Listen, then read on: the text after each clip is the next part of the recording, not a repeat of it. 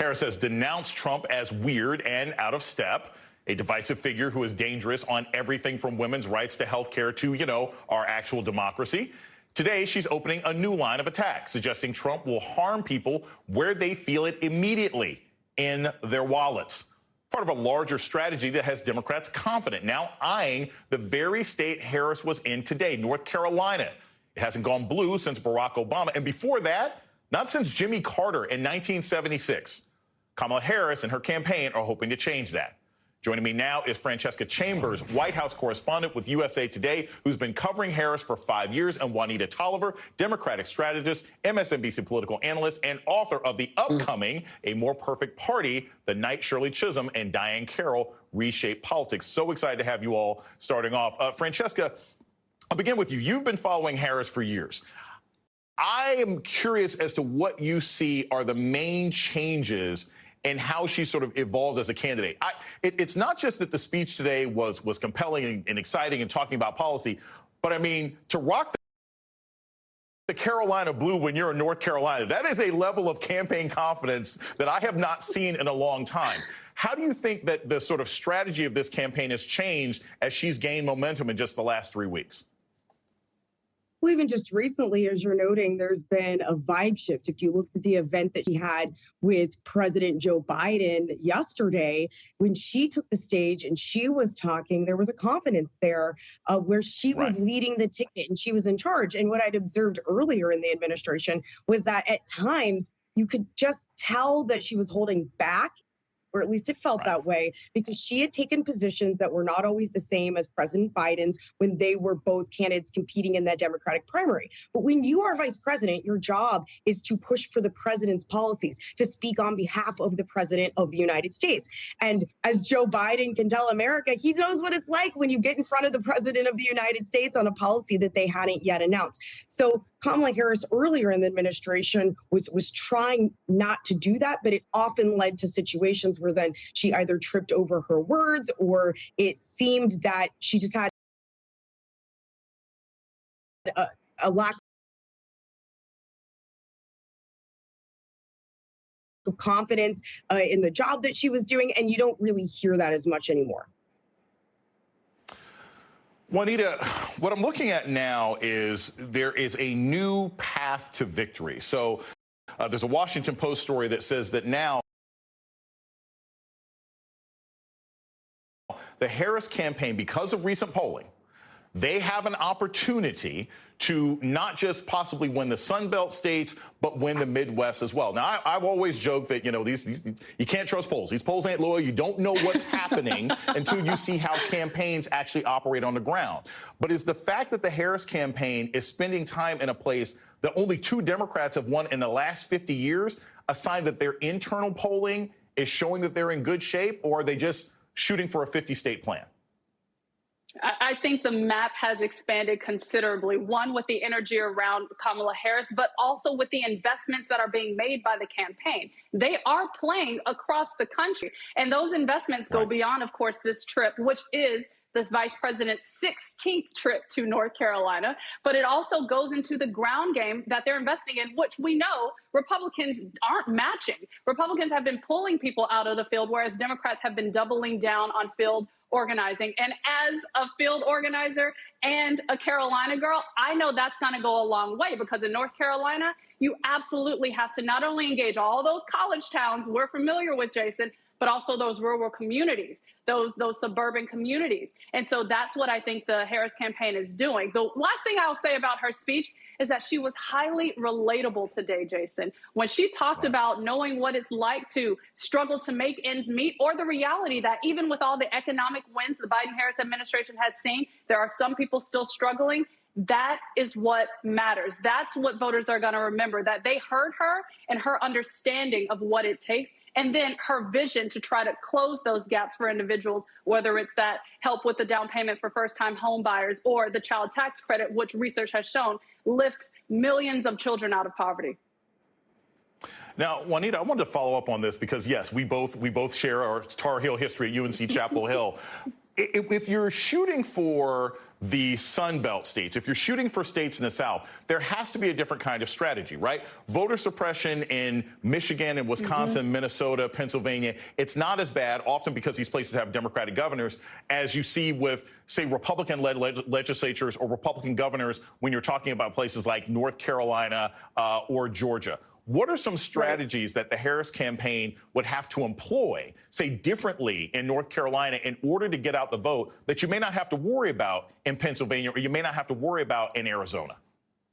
The repeated interactions with voters, Jason, is critical. And when I tell you, organizers in states like Georgia and North Carolina are exhausted, but the reality is they have to have repeated interactions with voters in person, on the phone, via text, via email, week after week in the lead up to November, because those conversations aren't just remember to turn out to vote. It's check your voter registration status, because this state is doing random things that could try to remove you from voter rolls. It's also make sure you know your polling location, because this state has closed polling locations or removed ballot boxes where you could previously drop them off. So it's a repeated interaction, but also that continuous voter education, given the voter suppression laws we've seen enacted.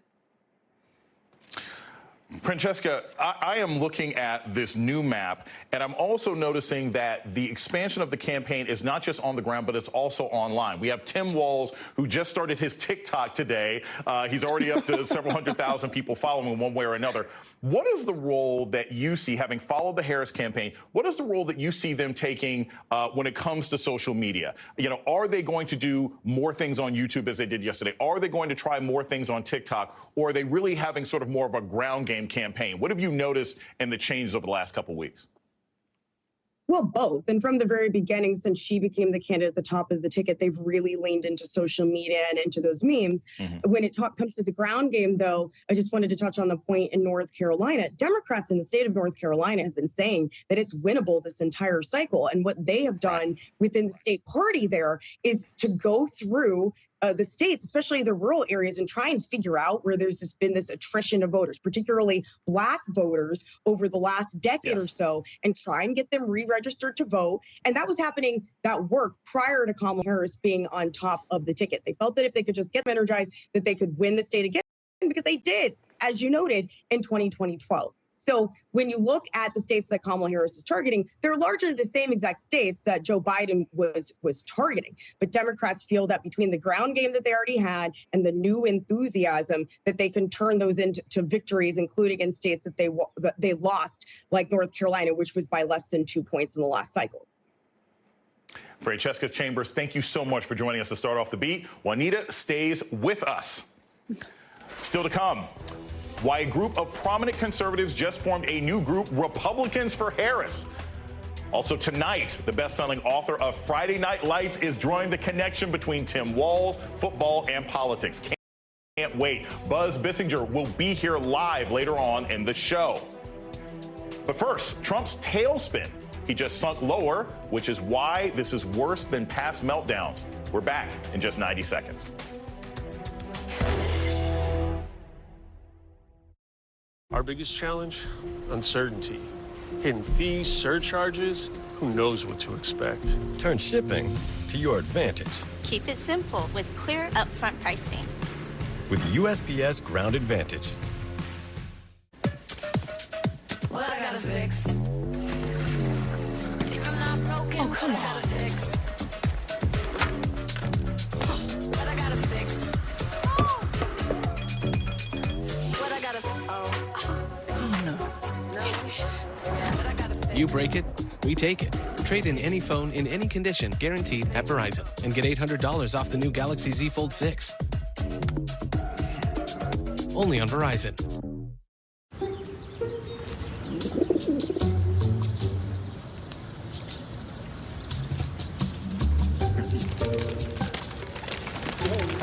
Not every decision we make will be as good as getting a Volkswagen at the Savvy VW Summer Sales Event.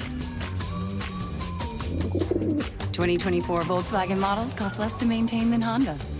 Get 0.9% APR financing or a $3,500 customer bonus on a new 2024 Atlas or Atlas Cross Sport. Your gut is like a garden, growing both good bacteria and bad. That balance is key to a healthy gut environment. Benefiber's plant-based prebiotic fiber gently nourishes the good bacteria, working with your body to help your gut and you flourish effortlessly every day. Grow what feels good with Benefiber. Donald Trump is having a no good, very, very bad week. He is seemingly unnerved since Harris has entered the race, even though it's been almost 3 weeks now. Trump insiders telling the New York Times he's been, quote, flailing, blindsided, angry, and in a foul mood. And that was just Thursday. Trump allies reportedly pleading with him to focus on his campaign messaging and policy issues and to stop the personal attacks on Harris. But he's not taking that advice. Instead, he's doubling down. Take a look and a listen. I think I'm entitled to personal attacks. I don't have a lot of respect for her. I don't have a lot of respect for her intelligence. And I think she'll be a terrible president. I just want to win for the country. Some people say, oh, why don't you be nice? But they're not nice to me. They want to put me in prison. It could have stopped at, I think I'm entitled. That pretty much explains his whole campaign. But it does get worse. Last night at a campaign event intended to discuss anti-Semitism, Trump insulted American veterans, calling the Civilian Presidential Medal of Freedom, quote, much better than the top military honor. Watch this. That's the highest award you can get as a civilian. It's the equivalent of the Congressional Medal of Honor, but civilian version. It's actually much better because everyone gets the Congressional Medal of Honor. That's soldiers. They're either in very bad shape because they've been hit so many times by bullets or they're dead. Some veterans swiftly blasting Trump online for the, quote, disrespectful remarks. And Trump's running mate, J.D. Vance, is a walking disaster and, of course, is making matters worse. His controversial comments on women and reproductive rights are driving women away in droves. A new poll from Pennsylvania, a critical battleground state, shows women backing Harris at 54% over Trump and Vance at 41%. That's a 13-point difference. And new polling shows J.D. Vance is now the most unpopular vice presidential pick in modern history, with a lower favorability rating than Sarah Palin. Joining me now to discuss is April Ryan, White House correspondent and D.C. bureau chief for The Griot. Her book is Black Women Will Save the World, and Juanita Tolliver is back with us. April, I'll start with you. You've covered the White House for years. When I'm reading a story that says that J.D. Vance is the most unpopular VP pick in recent history, I am old enough to remember a guy who couldn't spell potato. I am old enough to remember Dick Cheney, who people were comparing to Darth Vader, okay? I remember Sarah Palin, who skyrocketed into popularity until she started speaking, and then basically SNL ended her career politically. What does it mean that J.D. Vance, in only 3 weeks, is already the least popular VP pick in American history? Because we've read this book, Jason. We've read this book cover to cover, and people are tired of it. It didn't even get a rating on the bestsellers list, okay? The bottom line is the book that we've read, The Antics of Donald Trump Before, and J.D. Vance is nothing but a younger, steroided version with more of a mouth than Donald Trump. And when you attack women, their private parts, there's some kind of fascination with women and their private parts. It's a problem, especially as women are the largest electorate in this country, whether it's Republican or Democrat. And then think about this. Sarah Palin really started all of this, us versus them in this modern era, particularly when it came to Barack Obama. And remember that moment when John McCain stepped in, the late, great Senator John McCain stepped in and said, look, there was a woman at a rally saying, I hear he's an Arab. He said, no, we're just candidates going against each other. He's a good man. Sarah Palin started that. And for J.D.